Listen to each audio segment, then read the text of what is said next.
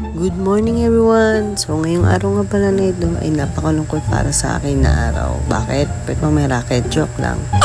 Maya nga lang ay malalaman mo kung bakit napakalungkot para sa akin ng araw na to. Pero bago yan, bumangon tayo at i-check natin ang ating mga muta. Syempre ang ating hininga, bad breath, baho. So tayo na ngayon magliligpit natin hinigaan dahil kapag hindi natin nililigpit yung higaan, naririnig mo ang mahiwagang boses ni mama. Naputak, patak.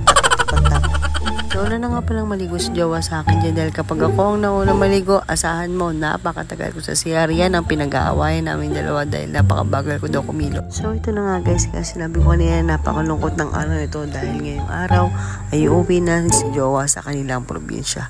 Yes, maghihiwalay na kami. Iyak. Ayaw ko nga sana siyang payagan kaso emergency talaga. Sabi ko, kiss muna at pinamay ko yung mabakong hinga. Sabi niya, bad breath mo naman be. Hinantok ko din siya. Naligo at nagbihis na nga ako dyan dahil hindi ako papayag na hindi ko siya hatid sa terminal. Syempre, last day na nga lang, hindi ko pa siya hatid. Hindi na kami magkikita. Ay, magkikita pa pala kami pero siguro matagal-tagal pa. Next year pa, mga January, ganon. Biglaan nga lang itong pag-alis niya dahil nga emergency yung lola niya ay sinugod sa ospital. Gawa na nga ang puso ay lumalaki tapos namamanas na ang buong katawan. At syempre, hindi pa payag si jowa na hindi mababantayan at maaalagaan na kanya lola. Napaka-lolas boy niya kasi dyan siya lumaki sa lola niya. Gusto na nga ng lola niya na makita siya kaya pinagbigyan niya na lang. Paalis na nga kami at papunta sa sakayan. Pero pag kami papunta doon ay nakita siya ng kapitbahay na minababait sa amin. Hello Ate Maricel, shoutout sa'yo. Nagbababay pa siya dyan sa part na yun kay Ate Maricel dahil paalis na siya. Babay daw sa inyo. Yung mukha ko nga dito ay hindi na may pinta dahil nalulungkot ako na paalis na siya. Hindi na kami magkikita ulit na matagal-tagal. Mga 3 months siguro yun. Pero sila naman, huwag ka na malungkot. Babalik rin naman ako. At nakasakay na nga kami ng bus. Palapit. Ilang minutes na lang at hindi na kami magkakasama ng aking jowa. Iyak.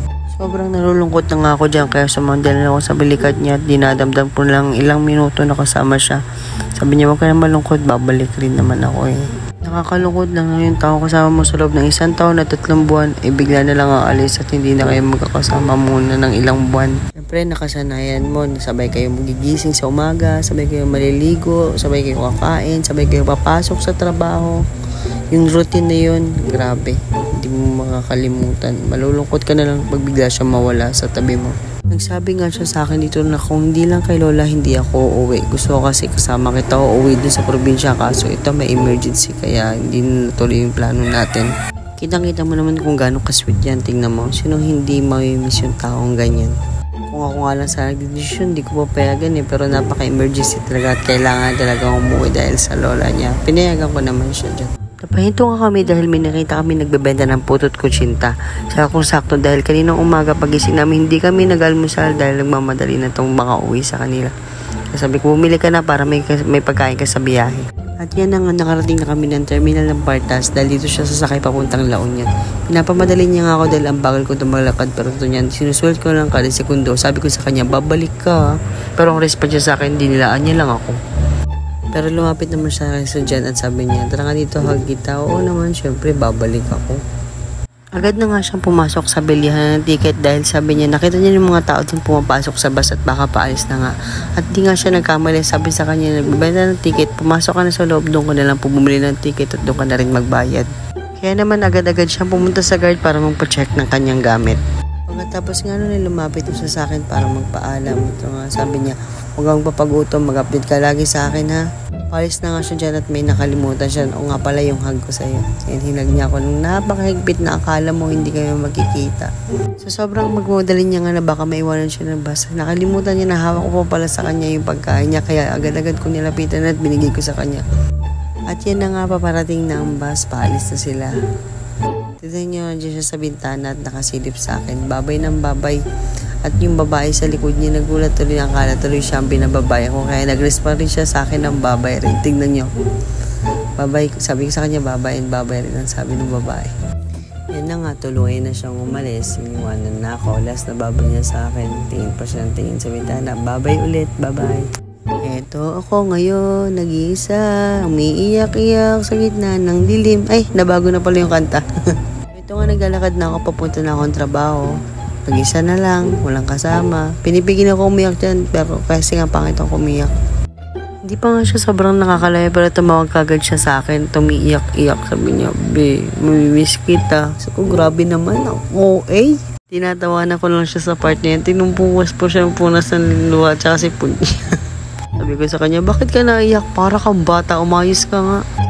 Sabi, nag-chat niya sa akin. Sabi niya, mamimiss kita, be. Sabi ko, mamimiss din kita. Okay, back to daily routine. Pumunta na nga pala ako ng MRT Taft dyan para bumili ng ticket papuntang Guadalupe dahil ako ipapasok na sa trabaho. Nagbayad na nga ako ng ticket ko dyan. Agad naman binigay nila sa akin kaya nagmamadali na ako dahil sobrang late na ako dyan. Tignan nyo naman kung anong oras na. It's exactly 9:54 AM. Nagmamadali na ako dyan dahil mag-aalas 10 na. Sobrang traffic pagdating ng mga 11 kaya nagmamadali na ako dyan. Inunahan ko ng babae at nag-sorry na lang ako sa kanya. So, kita niyo na nagmamadali na ako pumasok ng train dyan dahil sobrang late na talaga ako. Pagbaba ko nga kaagad ng train dyan sa Guadalupe at nagmamadali na ako bumaba ng hagdanan. Tingin naman, tumatakbo na ako anong oras na. Kaya nagmamadali na ako dyan kung makakahabol ba ako o maalalate ako. Grabe kasi yung traffic sa PRC. Buti na lamang ay meron nakapilang mga jeep papuntang PRC kaya agad ako nakasakay. Hindi na ako masyadong pumila ng mapakahaba. Okay? Thank God nakarating na dito sa trabaho. Buti na lang hindi traffic sa PRC at hindi ako na late. Sakto yan, may ilang minutes pa ako para mag-prepare. By the way, dito nga pala ako yung trabaho sa Ayala Mall Circuit, Makati. Diyan sa Shopwise. Hanggang dito na lang po pala. Ako'y papasok natin sa patunood. Bye-bye. Ingat.